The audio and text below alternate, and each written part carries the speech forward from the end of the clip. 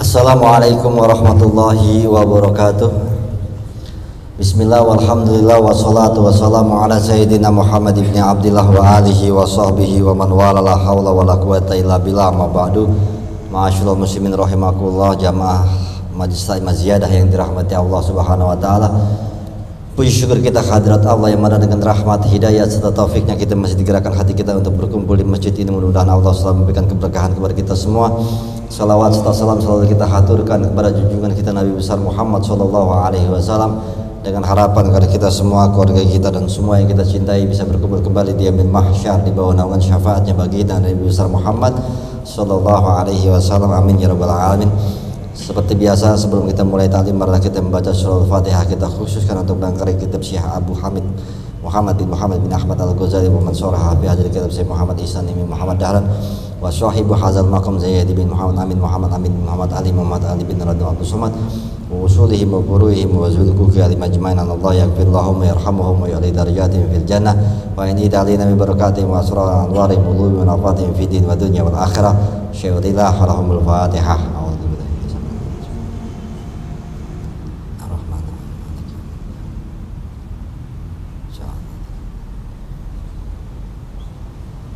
Sebelum kita ngaji, satu Fatihah lagi kita baca untuk saudara kita yang lagi pada sakit, yang kurang sehat, yang lagi ada urusan, ya. Terutama di sini tadi bilangnya si Roni anaknya lagi sakit, Muhammad Torik Akbar namanya, berat banget ya, Muhammad Torik Akbar. Terus juga si Zaki, bininya udah pembukaan satu, udah mau ngelahirin, mudah-mudahan dilancarin semuanya. Ada lagi, kali Icai bini lo udah lahir ya. Ya, mudah-mudahan dilancarin semua urusannya. Di hadirin bi hadratin Nabi Muhammad sallallahu alaihi wasallam. Syukurlah lahumul Fatihah. A'udzubillahi minasyaitonir rajim. Minasyaitonir rajim. Bismillahirrahmanirrahim. Alhamdulillahirabbil alamin arrahmanir rahim maliki yaumiddin. Iyyaka na'budu wa iyyaka nasta'in. Ihdinas siratal mustaqim. Shiratal ladzina an'amta 'alaihim ghairil maghdubi 'alaihim waladdallin. Zaman sekarang kita lanjutin pengajian di dalam kitab Siratul Talibin juz kedua halaman 189.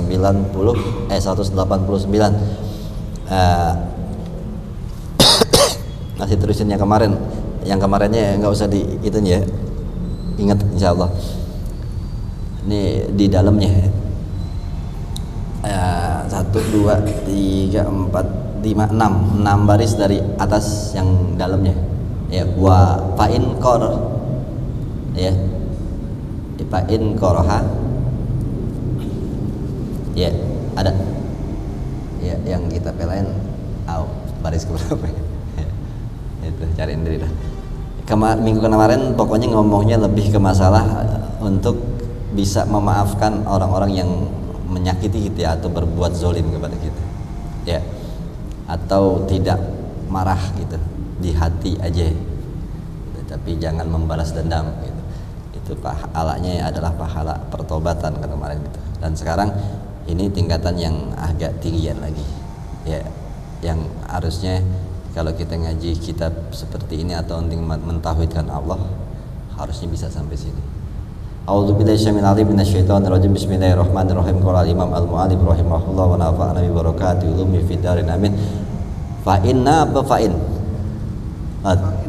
Fa'in. Fi'il ya, qaraha fi'il ya. Qarha apa qaraha? Qaraha fi'il. Domirnya, fa'ilnya ya. Jika seseorang lah gitu ya, fa'in koroha, jikalau dia seseorang merasa terluka gitu ya, jadi pakai in bukan inna. Fa'in koroha bil jinayah, jikalau seseorang atau dia itu terluka dengan jinayah, ini kejahatan seseorang ya. Jadi jikalau kayak kemarin kan terluka, sakit, memang sakit kalau kita dianiaya orang atau ada kriminalitas dari orang ke kita. Kemarin kan disuruhnya untuk ya tidak mengutuk, tidak mensumpah serapah, udah diamin aja ya. Tetapi itu memang berat, secara zohirnya disuruh baik-baik aja walaupun hati masih berat. Nah itu dengan seperti itu kita bisa dikatakan orang-orang yang sudah bisa sabar dan masuk dalam bab pertobatan terhadap dosa-dosa gitu. Ya dianggap kita orang-orang yang bertobat karena kita bisa nahan emosi jatuhnya. Nah kalau ini, jikalau memang kita disakiti atau dizolimi atau dijahati, jinayah ini lebih ada kejahatan ya, kejahatan kepada diri kita ya, kriminalitas lah. Mungkin ya apa namanya, deketin cewek setahun tapi nggak dianggap, itu kriminalitas itu sebenarnya. Ya, itu kita dilukai lah ya, itu yang penting. Kita udah tes tuh ya namanya tentara, tapi nggak diterima juga, itu dilukai ya. Itu wada'alin janani lil jani, dan justru malah mendoakan orang yang nah ini beratan lagi ya. Kalau kemarin kan cuma nggak balas dendam, nerimain secara zohir walaupun hatinya berat itu. Nah sekarang ada tingkatan yang seharusnya kita coba ke sini, dijahatin justru malah mendoakan orang yang ngejahatin itu.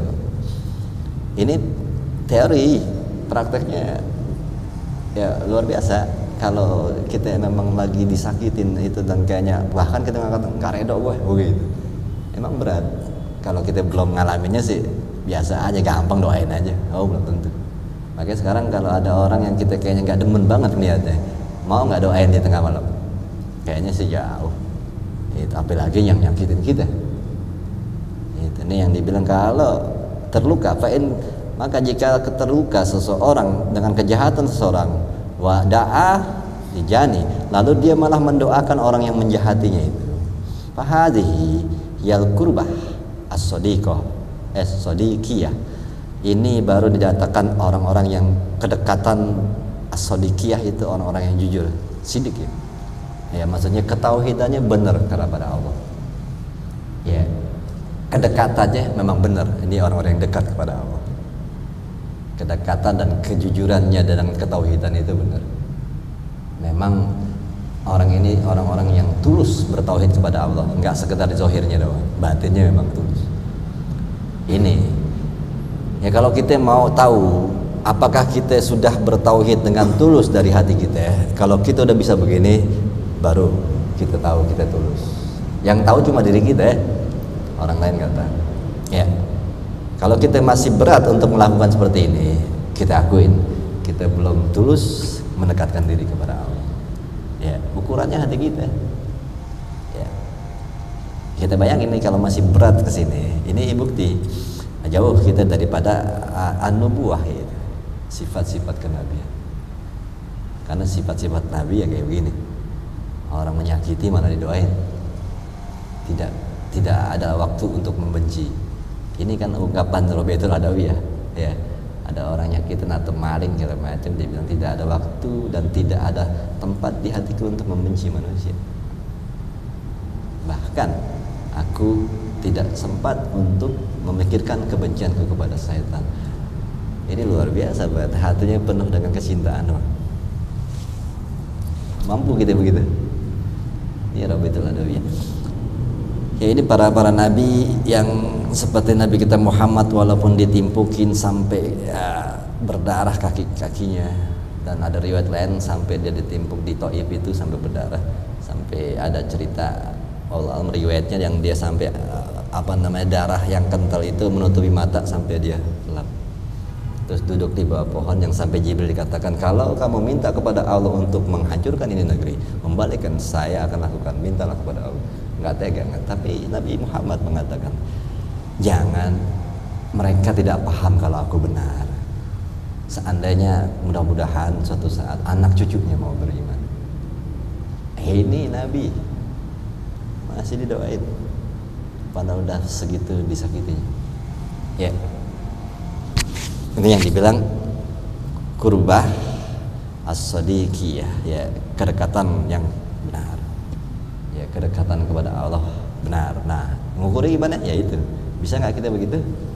Ya, kalau kita udah bisa di sini itu tidak ada kebencian saat orang menyakiti kita, malah justru mendoakan. Kalau tadi belum masuk derajat kurubah sodikiyah yang disakitin dia secara zahir terimain, walaupun hati belum bisa. Itu. Kalau ini udah hati mendoakan, makanya baru ada gelarnya kurbah itu as-sadiqiyah, ya orang-orang kedekatan kepada Allah yang benar. Walayahsu hadza illah li abdin fataha nurul tauhid qalbahu. Ya ini, dan tidak bisa melakukan ini, tidak bisa sampai keberhasilan seperti ini sifatnya, yang dimana orang nyakitin kita malah doain, nggak bakal kita sanggup di sini kecuali orang-orang hamba yang Allah bukain hatinya dengan cahaya tauhid. Gimana caranya? Ya berarti tauhidkan dulu Allah. Ya, orang-orang yang bertauhid, orang-orang yang dibukakan cahaya ketauhidan di hatinya, maka dia bisa. Karena kalau buat kita yang belum dibukain hati kita dengan cahaya ketauhidan, mengatakan nggak mungkin ya orang disakitin malah doain, kayaknya sesuatu hal yang jauh lah gitu ya, gila kali begitu bahasa kita ya. Karena memang ini nggak masuk dalam logika kita sebagai manusia awam. Ternyata kalau udah cahaya tauhid masuk, itu mungkin ya. Gimana caranya biar cahaya tauhid masuk ke dalam hati kita? Ya, dari awal udah dibahas, bahkan dari Nasyul Ibad, bagaimana caranya bertauhid, yaitu dengan menjauhi kecintaan kepada dunia. Semakin jauh kecintaan kita kepada dunia, semakin terbuka hati kita untuk menerima cahaya tauhid. Ya, ini proses ya. Kurangi kecintaan kepada dunia sampai benar-benar bisa menghilang kecintaan kepada dunia, yang akhirnya dunia mengatakan kita mengatakan kepada dunia, life is a game, dunia cuma mainan gitu. Kalau kita mengatakan ada hidup selain dunia ini begini. Nah kalau udah bisa seperti itu yang ana ma'murun, udah bisa begitu, bukan sekedar omongan ya, tapi mengerjakan ana ma'murun, kemungkinan itu sudah mulai dia tidak mencintai dunia lagi. Dan kalau udah kayak gitu, baru cahaya tauhid akan turun ke hati. Nah kalau udah cahaya tauhid turun ke hati, maka dia akan mendoakan orang yang menyakiti sekalipun. Itu ya. Partapa'at ala qalbihi ru'yatul wasaid. Nah ini di orang-orang kayak gini akan terangkat atau diangkat ya, ala qalbihi, akan hatinya. Apaan? Jadi ru'yatul wasaid ini adalah tidak banyak pertimbangan atau tidak pikirin sono sini, apa udah langsung aja yakin aja. Jadi maksudnya kalau fartafa'at ala qalbihi ru'yatul wasaid, yaitu jadi maksudnya orang-orang yang sudah bertauhid kayak gini jalan hidup sesuai dengan kehendak Allah aja. Ya, apa kata Allah itu udah jalan. Nggak pakai kalau begini gimana? Bisa dikatakan ini udah kurang kepake. Inilah. Dia pakai keyakinan, bukan pakai akal lagi. Karena hatinya sudah dibimbing Allah. Itu. Kita kalau pakai akal masih kadang-kadang A, B, B, ya. Ke sono apa ke kiri, ke kanan apa ke kiri ya kan. Kalau dia udah nggak mikir di sini, dalam hati mengatakan kanan, ya dia ke kanan langsung. Ya, makanya bisa jadi ada orang karena memang sudah mengikuti batin dan karena udah kebuka dengan cahaya tauhid. Ini jembatan, ini nggak ada jembatan. Orang mikir kan jalan jembatan, lewat jembatan berarti itu pakai akal. Kalau Allah mengatakan udah jalan aja, udah jalan, nggak bakal jatuh. Gitu. Ya makanya kalau orang dulu bisa jalan nggak ada jembatan, ini lewat aja. Karena kalau kata hati udah lewat, kata Allah, ya dia ikutin ini. Kalau pakai akal, wah jatuh dong lewat sini. Itu makanya dikatakan ini wal fartabat ala qalbihi ru'yatul wasaid. Jadi akan terangkat dari hatinya itu pertimbangan-pertimbangan. Kenapa bisa begitu? Karena sudah pakainya keyakinan. Ya. Nah ini memang cukup gimana ya, kalau Abu Bakar dan Umar yang mampu, yang melihat Nabi dari sisi kayak gimana pun percaya aja. Ya teman lo naik langit katanya, gimana caranya begitu ya, angkat kakinya satu kagak bisa, bisa atau lagi ya jatuh lah, tuh kan mana mungkin dia naik langit, pakai akal ya. Tapi Abu Bakar, saya yakin kalau ada yang lebih dari itu pun saya percaya, udah pakai ini ya. Itu, tapi ngelewatin akal dulu nih. Ya, ini kan kita masih di bawah nih, percayanya sama yang gaib-gaib, yang dukun apa, ya jin. Ya, kesini dulu ke akal, baru bisa ke seperti Abu Bakar dan Umar, sudah pakai hati. Ya, salah pahamnya banyak di aliran-aliran tasawuf di Indonesia. Ya, banyak juga di negeri-negeri lain seperti Yaman segala macam. Itu salah pahamnya, mereka sudah pakai hati, belum sampai lewatin akal. Yakin aja, dia tahu yang bisikin siapa. Itu pastinya kalau mau jujur, kalau merasa ada sesuatu yang bimbing di hati, kalau bukan dari Allah 99% paling yakinnya, gak bisa 100%. Tapi kalau sudah dibimbingkan Allah, ya itu tidak ada 100%, dia yakin. Karena apa? Karena Allah menutup akalnya. Gitu.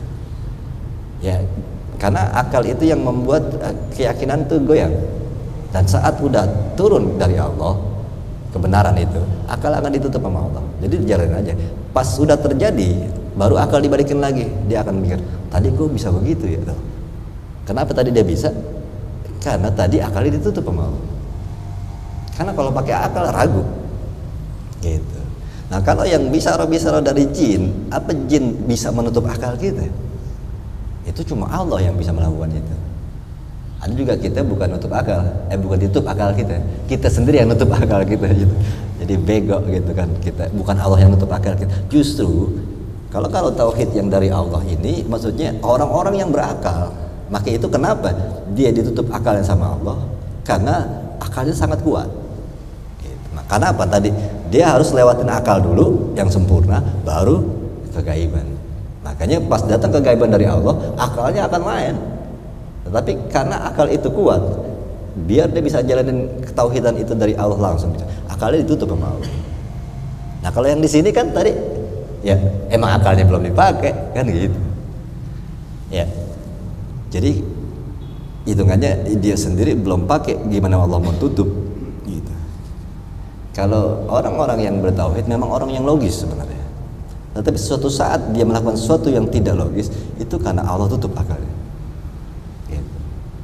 Ya. Ini makanya kadang-kadang ada seorang sahabat yang bisa sedekah dengan uang segitu adiknya doang buat makan anak bininya dari pagi belum makan, siang-siang belum makan, duit cuma 7 dinar. Itu disedekahin, pulang nggak bawa makanan, padahal udah siang, anaknya 2 dari pagi belum makan. Kalau pakai akal dia tidak akan melakukannya. Ali bin Abi Thalib, karena sudah keyakinan dikerjain. Itu, ya. Ini bagaimana bisa Allah bergerak untuk bisa membimbing hati kita kepada jalan yang benar, bahkan akal pun tidak boleh ikut campur. Bagaimana? Itu tadi, belajar gimana caranya menjauhi kecintaan kepada dunia, maka akan cahaya tauhid akan masuk ke hati kita. Kalau udah cahaya masuk ke hati kita, maka Allah membuat kita terangkatlah cara berpikir kita, dan Allah yang bergerak. Itu makanya ada suatu istilah, hadis atau enggak, hadis qudsi. Kalau waliullah, kata-katanya lah kata Allah. Ya, cara pikirnya adalah cara pikir Allah. Ya, pembicaraan langkahnya adalah langkah Allah. Karena memang sudah Allah yang membimbing. Bahkan ada mungkin di bab-bab akhir, kalau Allah sudah menyayangi, udah menjanakan dia orang yang dicintai, bahkan cara berpikirnya itu Allah yang ngatur. Itu tadi, kalau tadi kan masih Allah gerakin dan akalnya ditutup. Nah, ini bahkan ada nanti yang cara berpikirnya aja Allah yang nuntut. Gitu. Ini begitu indah hidup kalau udah sampai kayak gitu. Kenapa? Ya kan kebenaran hanya di tangan Allah. Terus yang jalanin hidup kita Allah, ya udah pasti benar. Ya. Bagaimana kita bisa dibimbing Allah dalam kehidupan kita? Yaitu, jadinya kayak kuda tuh ada pelananya. Pelana apa yang namanya? Iya, yang buat megangnya, pelana dudukannya ya. Ini bekang, kekang, bekam kali. Masa ditusuk-tusuk. Kekangnya itu, jadi siapa yang sudah, orang-orang yang bertauhid akan dikekang oleh Allah, Allah yang megang. Jadi jalan kemananya? Itu udah enteng apa? Udah ada yang ngajarin jalannya kemana? Ya pasti beres. Gitu. Ya kalau kita masih kuda-kuda liar yang tangkepnya susah, itu gimana mau diajak jalan bener? Ya. Ini gimana caranya agar Allah membimbing selalu kehidupan kita, jalan hidup kita, bahkan keseharian kita. Apalagi saat kita memutuskan hidup, itu harus dibimbing Allah. Kalau nggak dibimbing Allah bisa salah satu, kan salah dari awal makin banyak salahnya. Contohnya apa? Garis lah. Ya, ini handphone, titiknya di sini, lurus sampai gak? Tapi kalau belok dikit aja, makin jauh gak? Tuh, kalau udah awalnya salah dikit aja, kesono aja makin hancur, karena makin jauh, ya gak? Di sini mungkin kalah dikit, tapi kalau diterusin makin jauh gak? Gitu. Makanya gimana caranya kita langkah awal hidup kita selalu dibimbing Allah. Nah ini perbaiki hati agar Allah membimbing kita. Karena Allah itu nurun la ya'ti lil asyi. Apa? Ilmu nurun ya. Bayar naik. Enggak. Ilmu itu cahaya yang masuk hanya ke hati-hati yang enggak ada maksiatnya. Kalau ada maksiatnya enggak masuk. Ya. Dan juga Allah itu thayyibun la yaqbalu illa thayyib. Allah itu baik, Allah itu bersih, Allah itu suci, tidak menerima kecuali yang suci. Jadi nggak akan hadir ke hati kita kalau kita kotor. Kotor hati gimana? Kecintaan kepada dunia itu adalah salah satu sifat-sifat buruk di dalam hati kita. Jadi kotornya hati karena ada kedengkian, kebencian, hasut, sombong, bangga diri, dan semua itu faktor kecintaan kepada dunia. Penyakit hati sumbernya adalah kecintaan kepada dunia.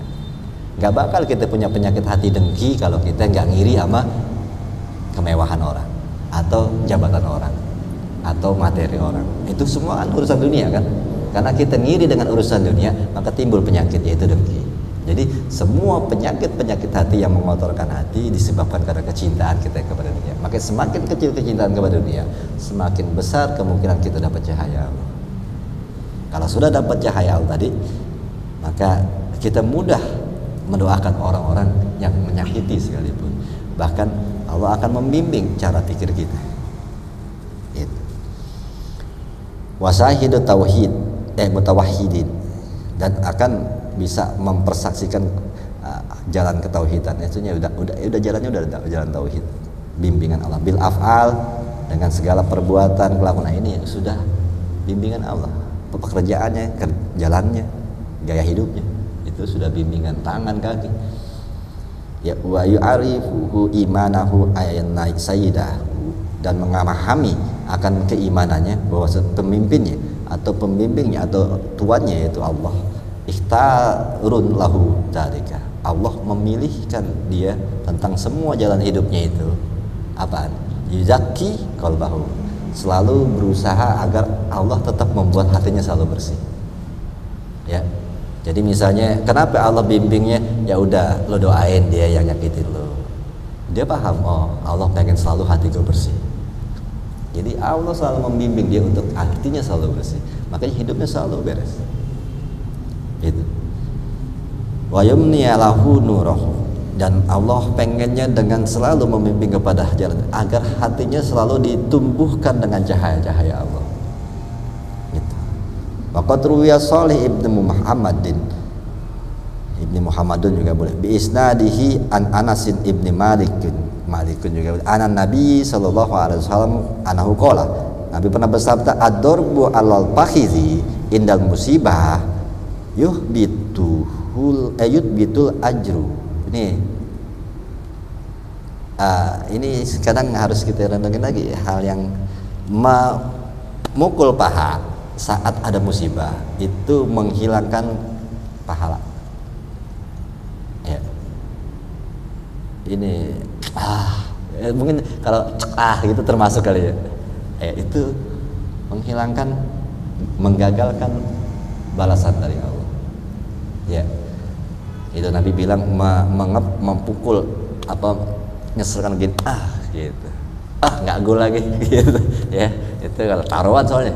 Ya, udah taruhan dosa gitu, nggak sabar, nggak dapat pahala semuanya, ya.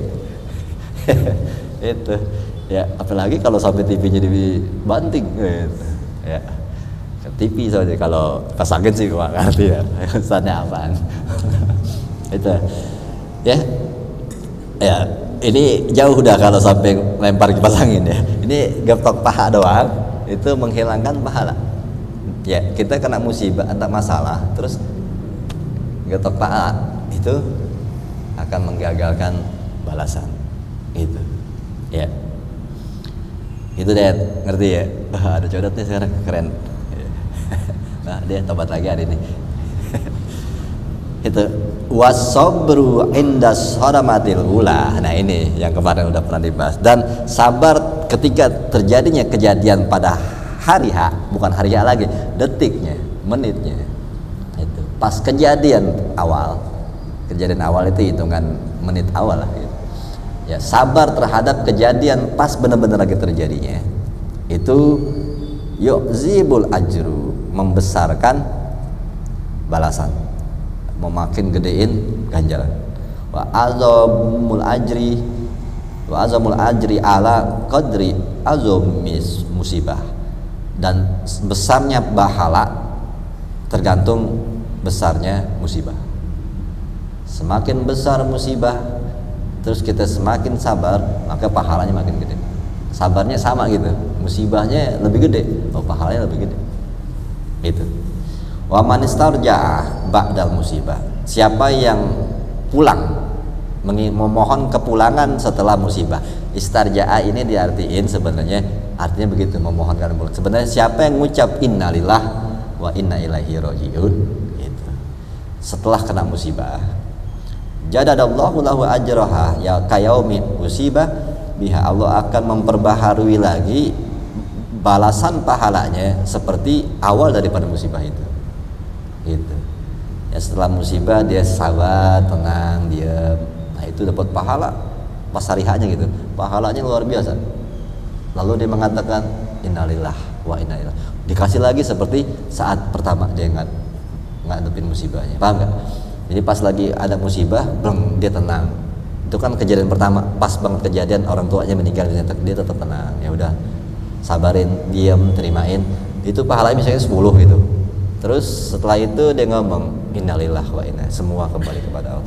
Dapat lagi seperti 10 itu. Kembali seperti awal. Gitu. Bukan ngucap doang. Innalillah wa inna ilaihi rajiun. Ngerti kagak artinya? Ini berarti kan kosong. Itu kan harus dibahas, semua dari Allah, semua akan kembali kepada Allah. Itu. Ya. Itu yang harus kita terimain, walaupun memang sedih itu wajar. Cuma harus redha. Sedih, kapasitas kita sebagai manusia boleh sedih, tapi nggak boleh nggak nerimain gitu. Ya, karena Nabi kita Muhammad pun bersedih saat anaknya meninggal, air matanya menetes sampai membasahi jenggotnya.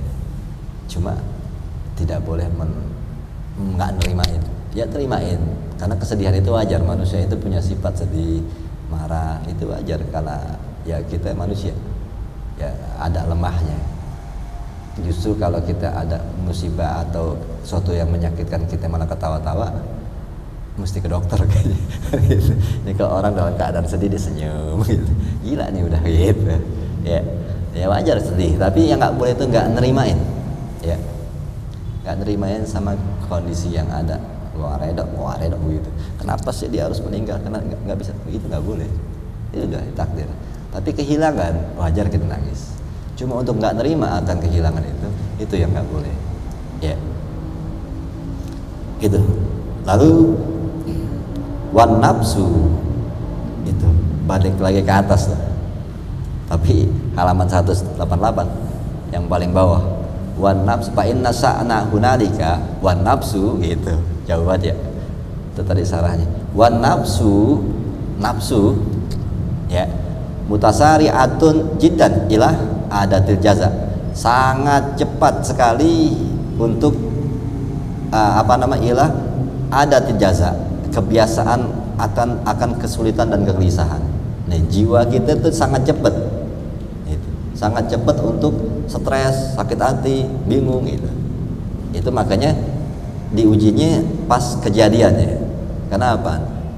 Pas kejadiannya jiwa kita nih, nafsu kita akan cepet banget. Kalau senang langsung ketarik kesenangannya, kalau sedih langsung ketarik dengan kesedihannya. Makanya diujinya, bisa nggak pas saat menderita musibah, nafsu kita langsung blek kepada kesedihan, nangis, itu kita tahan. Nah itu yang dibilang kesabaran, saudara betul ula. Karena kita disuruh melatih kebiasaan nafsu yang cepat sekali akan sesuatu penderitaan dia langsung kecewa. Ya, jadi mudah banget terkontaminasinya itu kan nafsu. Nggak boleh sakit hati dikit, nggak boleh dapat musibah langsung sakit, tuh cepet gitu.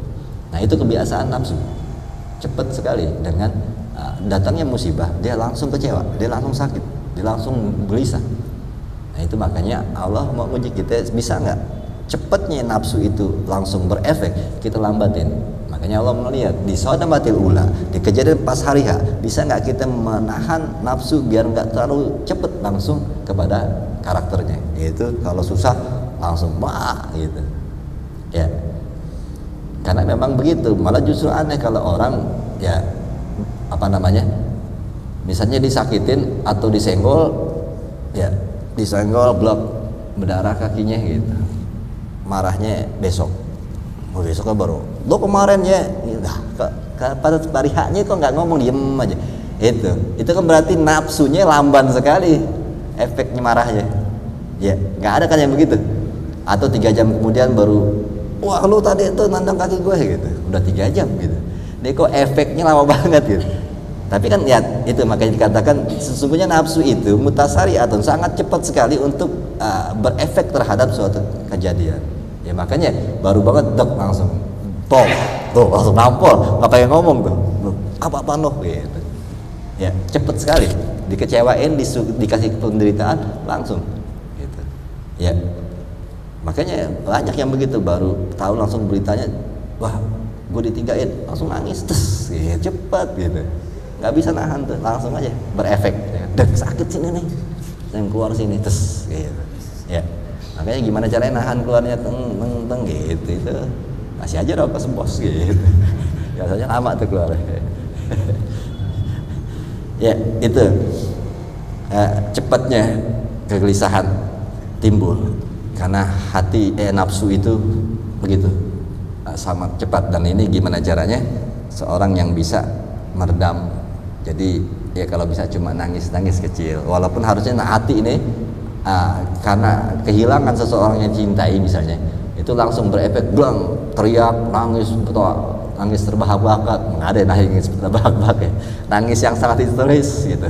Itu berarti kalau itu efek cepatnya memang nafsu begitu. Tetapi kalau tahu-tahu orang kayak Nabi Muhammad, anaknya meninggal, dia cuma nangis, nggak ada suaranya, ya diem tapi air mata keluar sendiri. Nah itu kan berarti dia sudah bisa meredam.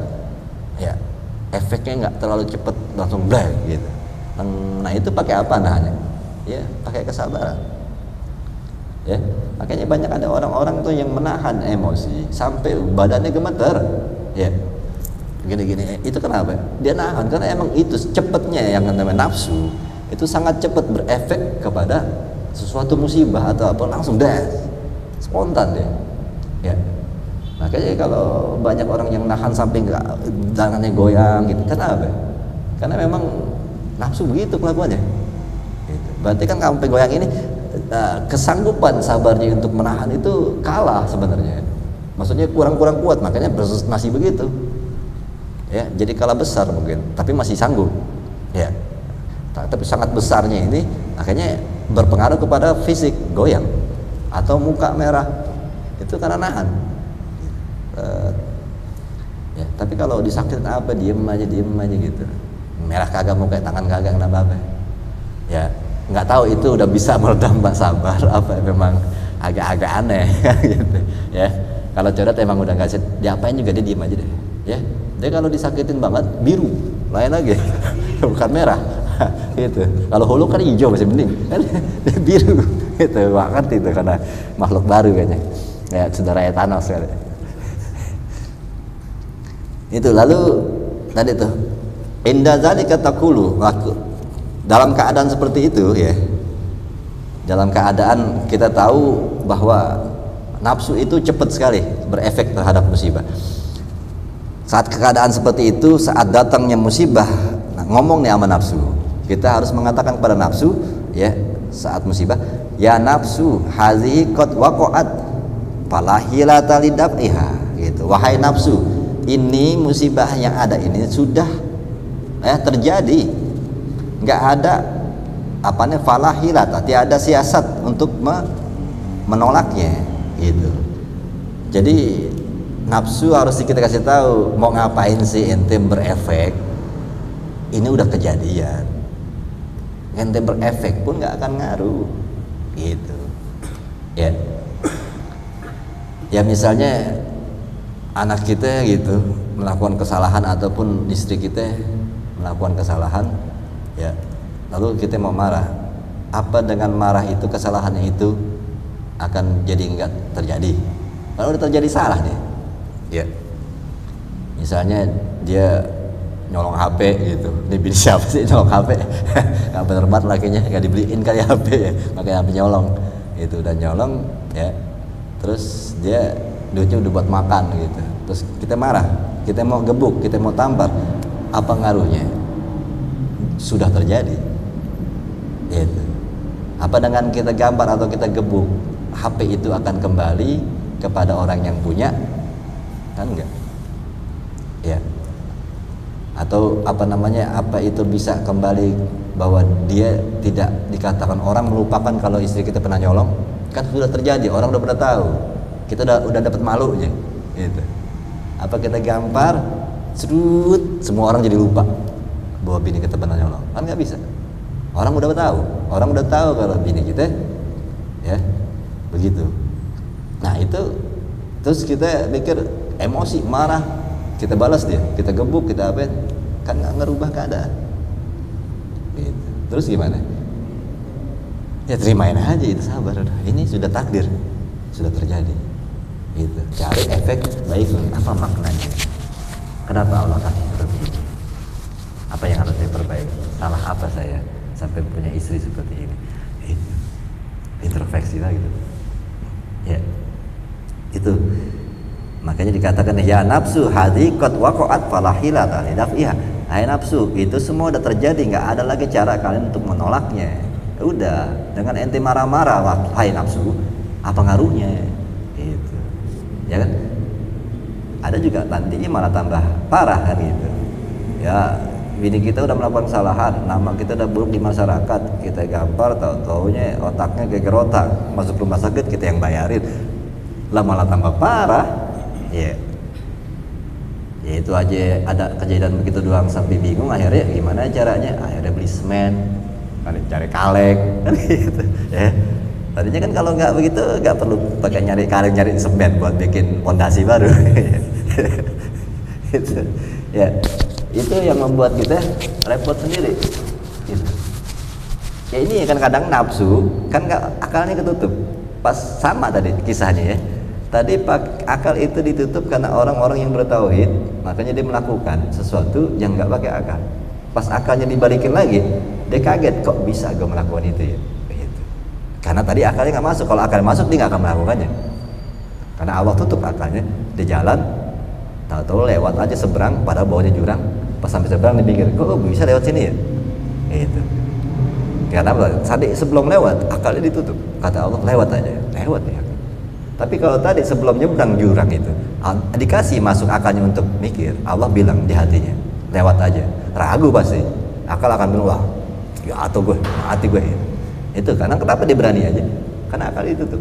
Pas sudah sampai baru dibalikin lagi akalnya, dia bengong, kok gue lewat berani aja, bego banget tadi gue, gitu. Mikirnya aneh, kok gue bisa. Nah begitu pun nafsu ini kan malah kerjaannya yang lebih buruk. Nafsu itu menutup akal, akhirnya kita mengerjakan sesuatu yang nggak logis. Misalnya kita gambar, kita gebukin bini, pas udah sadar tuh karena nafsunya mulai hilang, mikir gue nggak bener banget ya, kenapa gue gebukin bini gue ya, tuh akal baru udah masuk lagi, baru sadar lagi. Tadi saat melakukan itu akal tuh ditutup sama hawa nafsu, akhirnya kita melakukan sesuatu yang nggak normal gitu.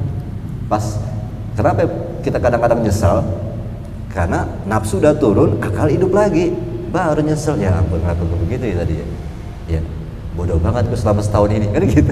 Jadi tuh selama setahun itu akal ketutup, Itu paham dah ya. Itu ya.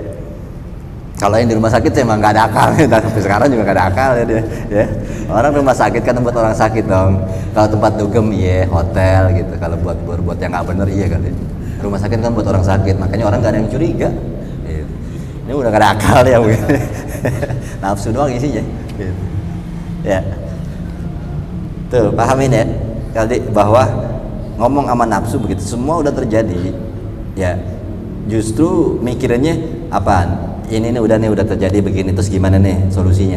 Mendingan begitu. Makanya kalau nggak pakai hawa nafsu, itu kita akan bisa nyelesain dengan baik. Gitu. Kenapa? Kita akan redahin, kita mikir udah begini, terus gimana dah lanjutannya? Apa yang harus kita kerjain? Ya, maafin saya bang, begini. Ya udah terjadi, mau diapain lagi? Gitu. Ayo terus sekarang setelah terjadi kayak gini, ini mesti gimana? Gitu. Ya. Karena memang misalnya kayak anak kita, orang itu mecahin gelas bro, gitu. Kita omel-omelin, apa gelasnya jadi satu lagi? Harusnya mikir ya udah, maafin mbak ya, iya gue maafin. Terus sekarang gimana nih? Ya udah beresin, bersihin, jangan sampai ada yang kecil-kecil ntar kepijuk orang, udah kerja begitu. Kalau dia omel-omelin, ngomel lagi, di sini nih, tuh lihat tuh, akhirnya kena dia, ya kan? Aduh kena, tuh kan gue jadi kena gara-gara tuh, makin panjang. Padahal tadi ya udah beresin aja. Udah terjadi dengan kita ngomel-ngomelin anak kita apa iya gelas itu jadi satu lagi ya siaran ulang dong pakai kalau punya cincin yang hijau itu iya kali yang punya Thanos baik lagi ya kan nggak bisa begitu ya udah terjadi mau diapain gitu. Kadang ada pendidikan kepada anak ataupun ini budaya kita nih yang kadang-kadang harus diperbaiki. Ada anak ngaku ya dibilang ini siapa nih tadi yang numpain air gitu. Akhirnya ada anak kita satu ngaku saya pak gitu langsung lu nih malah nah akhirnya apa berarti gue nggak boleh ngaku kalau ngaku gue diomelin nih budaya kita sih gitu. Jadi hormati saat dia udah ngaku ya dia akhirnya mikir oh iya gue mesti ngaku kalau ngaku bapak gue akan tapi kalau budaya yang saya lihat itu di kita begitu pasti ini apa yang ngaku padahal anak punya keberanian ngaku dimaki-maki habis dari itu dia akan mempelajari oh berarti setelah ini saya nggak boleh ngaku kalau ngaku soalnya diomel-omelin ini yang harus kita perbaiki budaya kita ya kalau misalnya ini siapa yang pecahin gelas nih saya pak kasih duit pecahin lagi sono di rumah orang lain kayak lu tersedut juga begitu ya maksudnya hargai orang-orang yang sudah mau jujur. Jadi semua pendidikan emang awalnya dari rumah ya, akhirnya jadi jago banget bohong gitu kenapa di rumah dibiasakan dididik untuk berbohong tuh itu dianggap mendidik anak untuk berbohong ya kan saat dia udah jujur ke sini maki-maki kita omelin itu sebenarnya secara nggak langsung kita sedang mendidik anak kita untuk belajar bohong. Mulai sekarang lo jangan pernah jujur karena pasti gue omelin lagi begitu secara nggak langsung ya ini konsep pendidikan yang harus diperbaiki. Lalu di sini dikatakan waqad dafa Allah taala ma huwa akbaru minha wahai nafsu sesungguhnya Allah telah menolakkan untukmu dari apa-apa yang lebih besar daripada musibah yang ada. Jadi udah terimain, jangan pakai emosi, jangan pakai marah nafsu. Kalau Allah marah, sebenarnya itu akan membuat lebih besar. Dan sesungguhnya Allah sudah membuat ini cobaan, ini ujian, ini masalah. Sebenarnya nggak besar, seharusnya besar. Gitu. Allah telah menahan sesuatu yang lebih besar. Kenapa? Seandainya kita tahu catatan-catatan musibah di alam langit, banyak banget yang bisa Allah kasih ke kita. Dan ternyata Allah selalu memilihkan yang lebih ringan. Ya, Allah maha segalanya untuk memberi musibah. Ya, bahkan musibah di neraka sangatlah mengerikan. Gitu. Dan musibah di dunia pun sebenarnya banyak yang mengerikan, tapi Allah memilihkan yang lebih mudah. Makanya dikatakan waqad dafa Allah taala ma huwa akbaru min sesungguhnya Allah telah menolak atau menggagalkan sesuatu yang sebenarnya lebih besar musibah yang dikasih harusnya. Itu makanya selalu dikatakan kita harus husnudzon sama Allah. Karena Allah selalu memberikan yang ringan buat kita. Itu.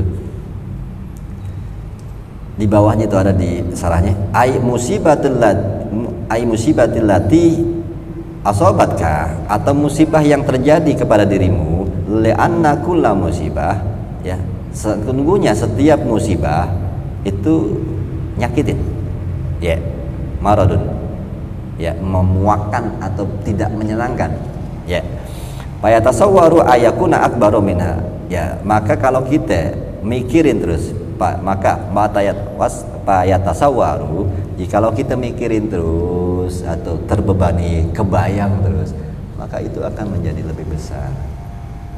Ya, kita nggak nerimain, tidur mikirin, aduh nggak bisa tidur kenapa? Tadi tuh kenapa gelas mesti dipecahin ya? Pecah gelas doang, ya itu kepikiran sampai tidur, bangun tidur, karena pecah, ini gelasnya karena gelas ajaib sekali ya. Gitu, jadi pikirin gitu. Akhirnya musibah itu makin besar, bahkan bertengger lama dalam kehidupan kita, sampai memakan pikiran. Kenapa sih gue inget gelas gitu? Bayangin tuh, memakan, saking nggak bisa lepas. Ini akhirnya jadi katakan musibah itu kalau dibayangin terus, dipikir terus, akan terus menjadi besar. Ya sama tadi lah, berembet yang tadi dibilang, kita marahin bini karena nggak tahan tuh, nggak sabar, musibah itu akan menjadi lebih besar dengan kita misalnya gampar atau apa, terus sini kita jadi gegar otak, ke rumah sakit, diobatin tiap bulan datang, akhirnya semakin banyak dan semakin besar. Ya, dan bisa jadi bini udah kagak aja dah melihat muka kita. Oh, bayangin, jadi apa rumah tangga kita? Ya, cuma gara-gara HP misalnya gitu. Terus masalah kita menjadi sangat besar sampai kita tua, yaitu bini udah kagak mau lagi nembak. Bayangin dari cuma sekedar harga 1 juta 2 juta, ya kita harus kehilangan rumah tangga kita, kita harus menghancurkan rumah tangga kita. Ini yang dikatakan sebenarnya dengan nafsu kita redahin, maka akan meredam musibah-musibah yang jauh lebih besar. Karena kalau kita ngikutin nafsu kita langsung berefek, nah maka akan timbul musibah-musibah yang lebih besar, bahkan yang gak ada habis-habisnya ntar urusannya. Ya, itu wa hukiya annaka ya minggu depan kali ya, minggu depan aja dah, ada suatu cerita lagi di sini.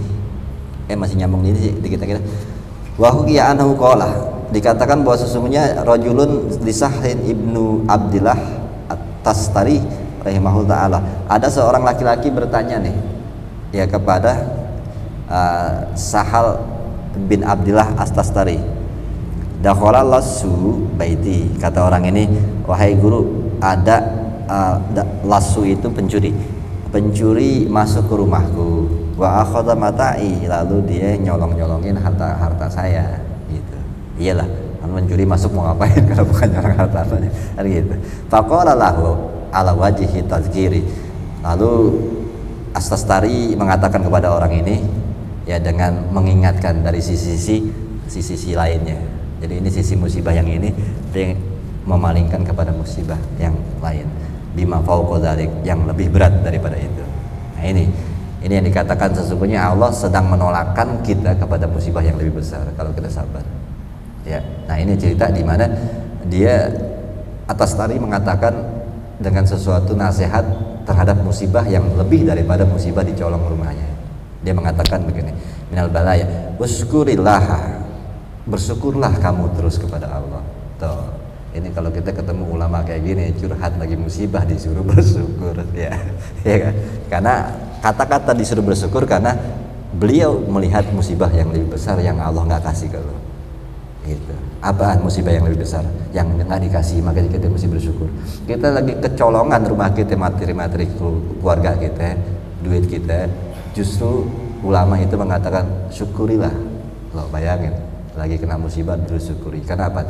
Dia memutar cara pandang. Ada musibah yang lebih besar ternyata Allah nggak kasih ke lo, cuma dikasih musibah hilang duit tuh, maka bersyukur. Apaan? Musibah yang lebih besar yang nggak dikasih. Laudakhala lasul lazi huwa asyaitanu qalbaka. Seandainya Allah menjadikan ada pencuri yang masuk ke dalam hatimu, yaitu setan. Setan itu pencuri yang masuk ke hati. Fa afsada alaika tauhida madza kuntanas tasnau gitu. Lalu setan itu mengambil ya kepada dirimu dari hatimu ketauhidanmu.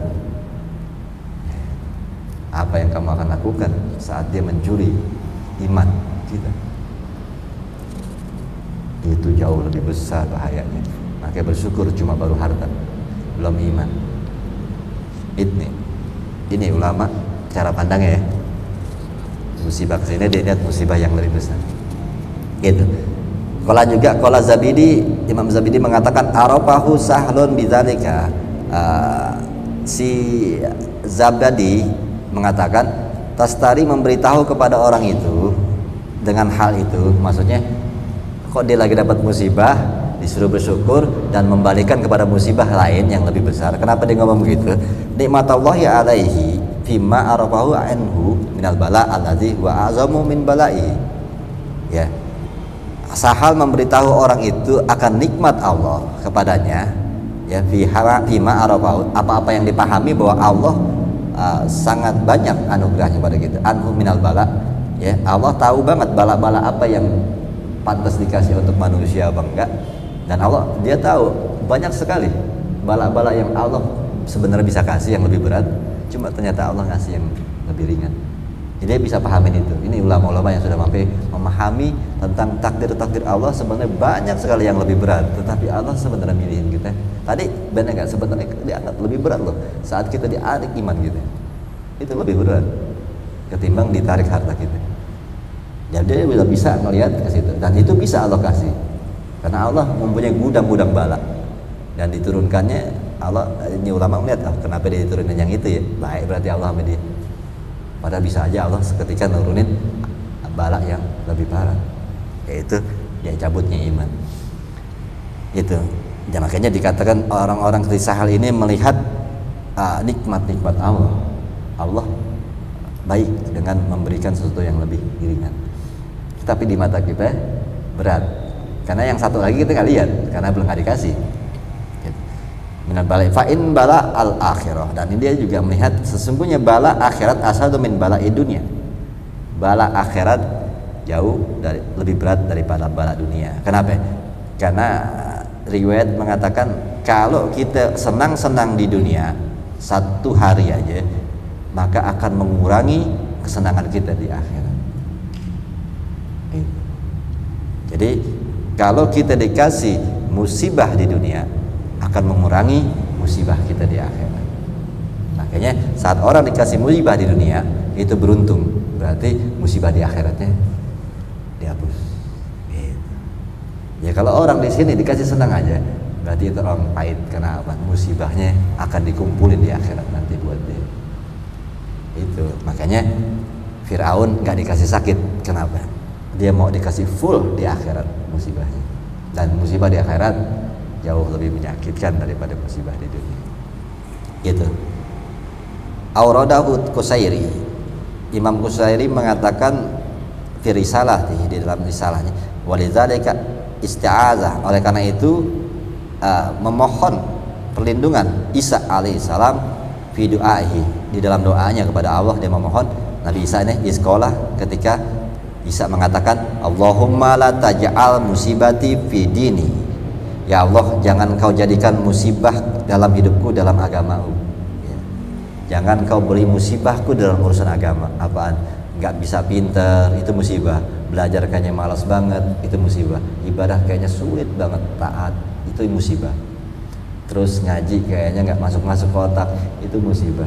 Hati susah banget bersihnya, itu yang dia minta sama, ya Allah jangan kasih aku musibah dalam agama, mendingan aku dikasih musibah dalam urusan-urusan kehidupan dunia.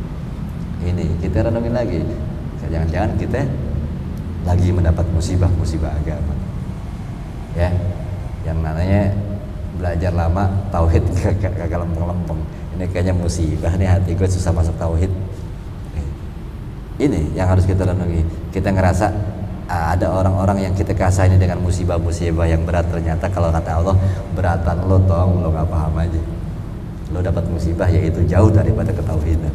Hati susah bener, paham agama susah, cahaya ilmu agama tuh kayaknya nggak bisa masuk.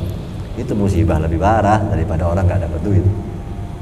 Itu yang kadang kita karena menerima. Karena Nabi Isa hidupnya ya sangat dikatakan nabi yang paling miskin, tetapi dia nggak takut dengan kemiskinan yang dikasih Allah, tapi dia takut musibah agama. Ya. Ai di annaha a'zamu min musibati dunya, karena musibah dalam agama jauh lebih besar daripada musibah urusan-urusan dunia. Ya. Sampai sini aja insyaallah empatnya di hadirin bi hadratin Nabi sallallahu Al-Fatihah. A'udzubillahi minasyaitonir rajim. Bismillahirrahmanirrahim. Alhamdulillahirabbil alamin arrahmanir rahim maliki yaumiddin iyyaka na'budu wa iyyaka nasta'in ihdinas siratal mustaqim siratal ladzina an'amta 'alaihim ghairil maghdubi 'alaihim waladdallin. Rabbana ya rahmanir rahim irhamna ya rahmanir rahim irhamna Allahumma arhamna warham walidina anfa'na bima 'allamtana wa 'allimna ma yanfa'una wa zidna ilma warzuqna fahma Allahumma fahna abdul arifin bi hikmatik wa surayna rahmatak wa zakirna ma nasina ya dzal jalali ikram sallallahu Muhammad wa alihi wasallam. Alhamdulillahirabbil alamin. Assalamualaikum warahmatullahi wabarakatuh.